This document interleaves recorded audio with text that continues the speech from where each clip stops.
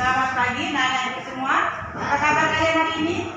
Alhamdulillah, luar biasa, tetap semangat. Allahu Akbar. Alhamdulillah ya. Semoga hari ini kita diberikan kemudahan dan kelancaran untuk melakukan proses belajar mengajar. Semoga diberikan kemudahan dan diberikan kelancaran ya. Kali ini kita mulai pembelajaran kita dengan membaca basmalah. Bismillahirrahmanirrahim.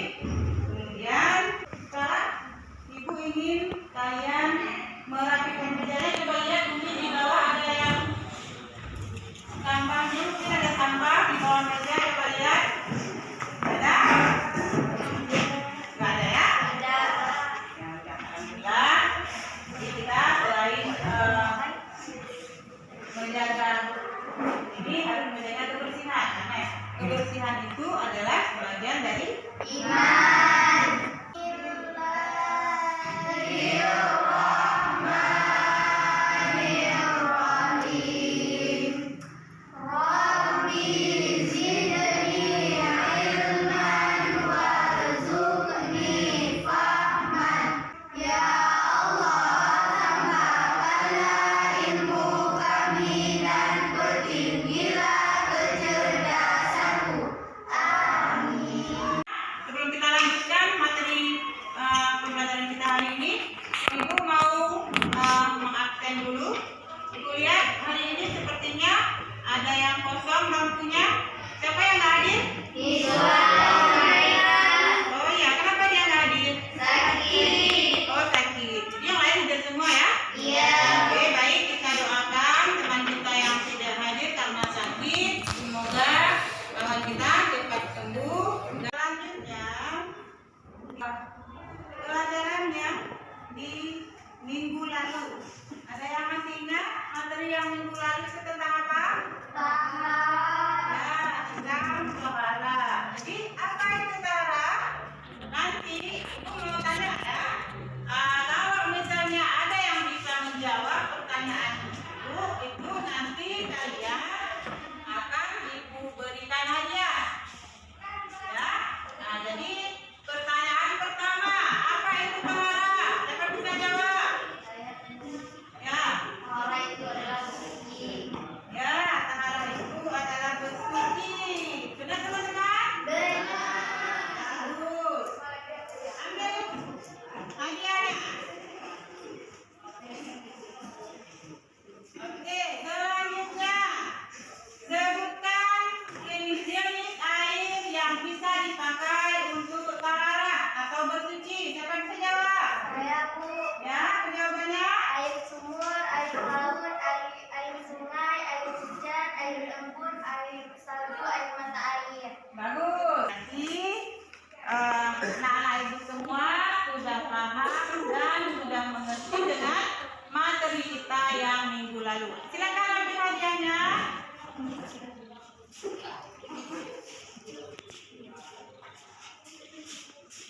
Oke. Anak ibu semua, untuk materi kita hari ini itu mengenai sholat fardu. Nah, jadi apa itu sholat fardu? Sholat fardu itu adalah sholat yang harus dilakukan oleh seluruh umat Islam dengan ketentuan-ketentuan tertentu. Nah, kemudian dalam melakukan pembelajaran di materi kali ini, kita punya tujuan pembelajarannya. Jadi itu tujuan pembelajarannya adalah menganalisis ketentuan sholat fardu serta mengamalkannya dengan baik dan tentunya ibu ingin bertanya, apa hikmah dari sholat fardu? Saya Bu, Ya, silakan. mendidik jiwa agar terhindar dari sifat sombong, takabur, dan tinggi hati. Oke. Kemudian ada lagi yang lain? Ada lagi yang lain? Ya. perbuatan keji dan mungkar. Syarat wajib sholat. Nah, itu syarat wajib sholat itu ada 5 ya. Yang pertama harus yang beragama Islam. Jadi tidak bisa orang kafir mengerjakan sholat ya. Kalau misalnya ada juga orang kafir yang ataupun orang yang beragama lain yang ingin mengerjakan sholat karena mungkin tertarik hatinya belajar tentang ilmu agama Islam, boleh mengerjakan sholat, tapi dia harus jadi mu'alaf dulu ya. Jadi harus masuk Islam dulu baru bisa mengerjakan sholat ya. Kemudian yang kedua dewasa atau balik.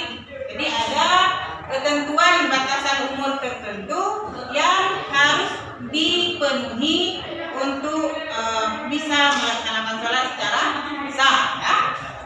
Kemudian yang ketiga berakal sehat, artinya bukan orang yang sakit jiwa. Jadi orang sakit jiwa itu tidak diwajibkan. Walaupun mungkin ada orang yang sakit jiwa yang melaksanakan sholat, tapi pada dasarnya orang yang sakit jiwa itu sudah tidak diwajibkan lagi untuk mengerjakan sholat ya. Kemudian yang keempat suci dari haid dan nifas, artinya tidak berhadas besar ya. Kemudian yang kelima bersih dan suci dari najis, artinya jika tidak ada sedang dalam keadaan kotor tidak bersih dari hadas kecil ya. Kemudian selanjutnya rukun-rukun sholat. Ada yang tahu berapa rukun sholat? 13. Ada 13. Yang pertama ingat, kemudian yang kedua berdiri, yang ketiga takbiratul ihram, yang keempat membaca Al-Fatihah ya, jadi membaca Al-Fatihah di setiap rakaatnya. Kemudian yang kelima rukuk, iktidal, sujud, duduk antara dua sujud, duduk tasyahud akhir, membaca tasyahud akhir, membaca salawat Nabi, salam, dan yang terakhir adalah tertib. Apa artinya tertib? Tertib artinya harus teratur atau harus berurutan. Jadi rukun sholat itu harus dikerjakan sesuai dengan urutan nomor yang sudah ditentukan. Kita tidak bisa misalnya mengerjakan sholat harus rukuk dulu, baru nanti baca Al-Fatihah. Nah, itu tidak akan sah sholatnya karena tidak sesuai dengan rukun yang sudah ditentukan. Dan selanjutnya syarat-syarat sah sholat. Nah, itu yang pertama sucinya anggota badan dari hadas dan najis. Jadi anggota badan harus suci. Kita tidak boleh sedang dalam keadaan berhadas misalnya kan. Nah, kemudian yang kedua menutup aurat dengan pakaian yang suci.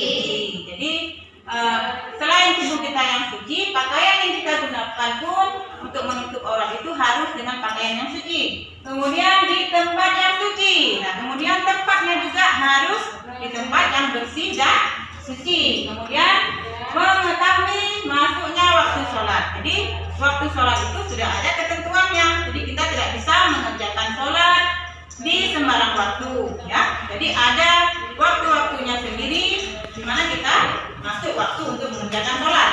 Yang kelima, yang terakhir itu harus menghadap kiblat. Ya, jadi tidak boleh mengerjakan sholat menghadap ke sembarangan tempat, ya. Jadi ada ketentuan tertentu yang harus dipenuhi untuk supaya sholat kita sah, ya. Kemudian selanjutnya hal-hal yang membatalkan sholat itu yang pertama berbicara dengan sengaja. Artinya kalau misalnya kita sedang sholat kemudian ada kawan yang mengajak kita berbicara, kemudian kita tanggapi, nah itu kita sama kawan kita dua-duanya sudah batal sholatnya, ya. Kemudian yang kedua bergerak 3 kali berturut-turut. Jadi tidak boleh bergerak berturut-turut selama 3 kali, ya. Kemudian berhadas kecil maupun besar, kemudian terkena najis, ya. Kemudian terbukanya aurat dengan sengaja, kemudian berubahnya niat, kemudian membelakangi kiblat, makan dan minum dengan sengaja, kemudian tertawa, terakhir murtad. Ya, jadi itu hal-hal yang bisa membatalkan sholat. Nah, kemudian waktu untuk sholat fardu itu ada 5 waktu yang sudah ditentukan untuk saatnya kita melaksanakan sholat. Jadi yang pertama itu waktu zuhur. Ya, waktu zuhur itu mulainya dari matahari condong ke arah barat sampai panjang bayang-bayang menyamainya. Nah, itu waktu zuhur. Kemudian sholat asar itu maghribnya dimulai waktu zuhur habis sampai seluruh busur matahari terbenam di ufuk. Ya. Kemudian sholat maghrib itu waktunya mulai dari terbenamnya matahari sampai lenyapnya mega merah. Kemudian selanjutnya sholat isya itu maksudnya dimulai lenyapnya mega merah sampai terbitnya fajar sidik. Ya. Kemudian selanjutnya sholat subuh itu waktunya mulai dari terbitnya fajar sidik sampai terbitnya sebagian busur matahari. Nah, itu waktu-waktu yang ditentukan untuk kita melaksanakan sholat fardu. Ya. Nah, jadi aku rasa materi kita hari ini sudah selesai. Ada yang mau ditanyakan mungkin dari penjelasan Ibu, mungkin ada yang kurang jelas. Ya, Keisha silakan. Rukun sholat yang pertama niat, yang kedua berdiri. Apakah boleh sholat tanpa berdiri? Oke, jadi kawan kita bertanya, apakah boleh melakukan sholat tapi tidak sambil berdiri? Ada yang mau menjawab? Ada yang mau menanggapi? Ada, Bu. Ya, ada. Silakan. Adalah duduk jika tidak bisa berdiri dikarenakan letih. Ya, boleh melakukan sholat sambil duduk jika memang kita tidak bisa melakukan sholat sambil berdiri karena sedang sakit. Ada yang lain? Ya, silakan. Saudara.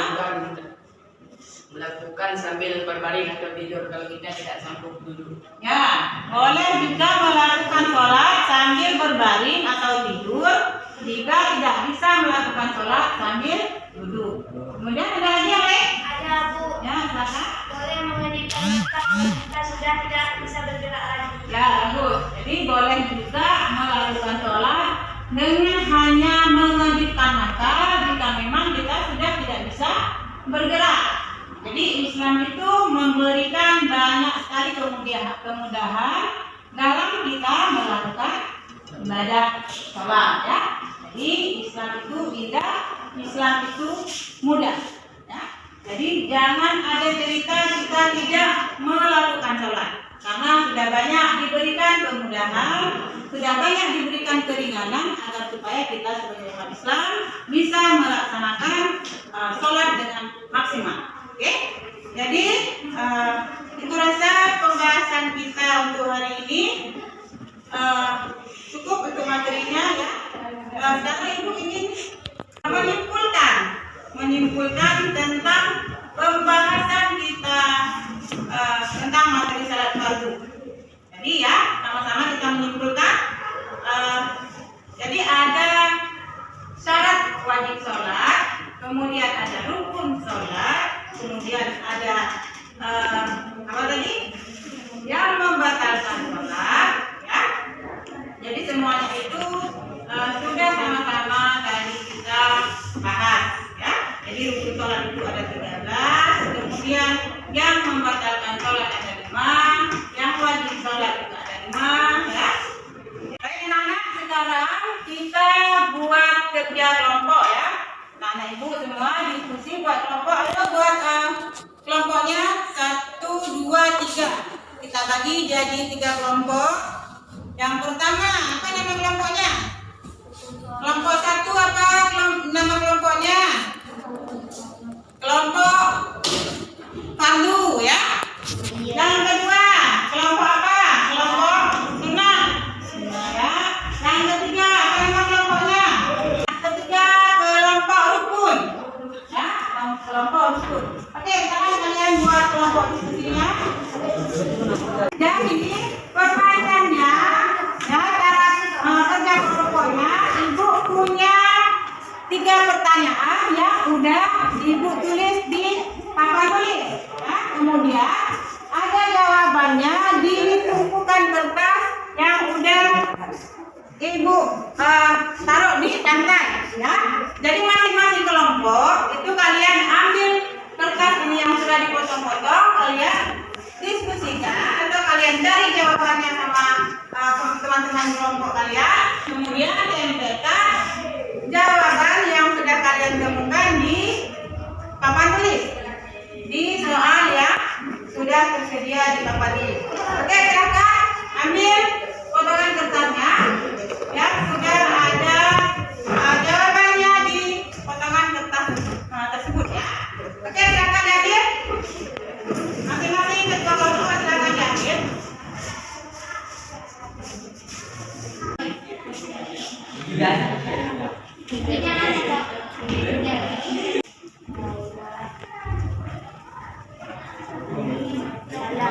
Yang pun ini pertama, ya kan?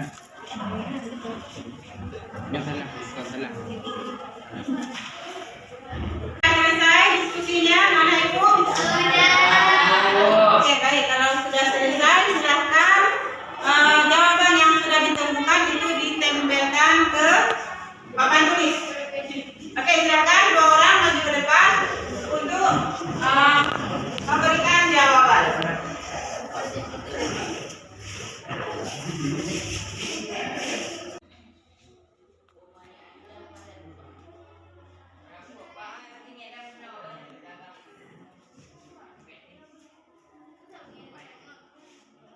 Oke, sekarang silakan salah satu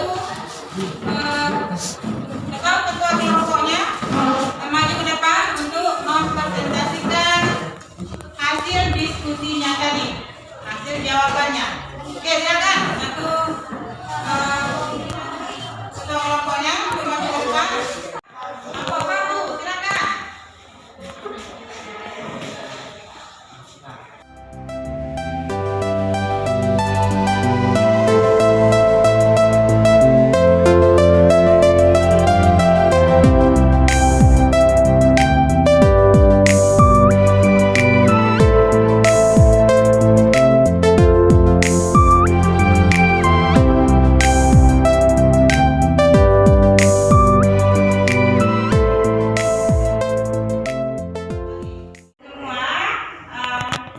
Berhubung waktunya juga sudah habis, sudah selesai ya.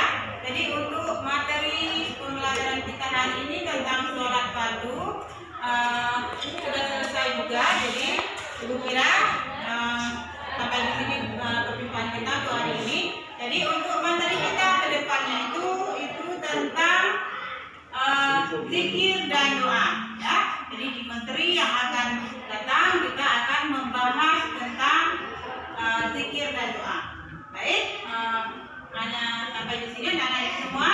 Semoga di lain waktu kita bertemu kembali dengan keadaan yang sehat, dengan penuh semangat.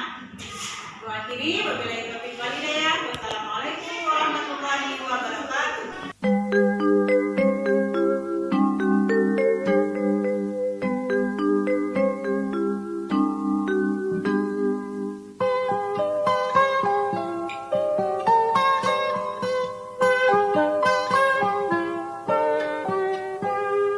Pagiku cerahku, matahari bersinar, ku gendong tas merahku di pundak. Selamat pagi semua, ku nanti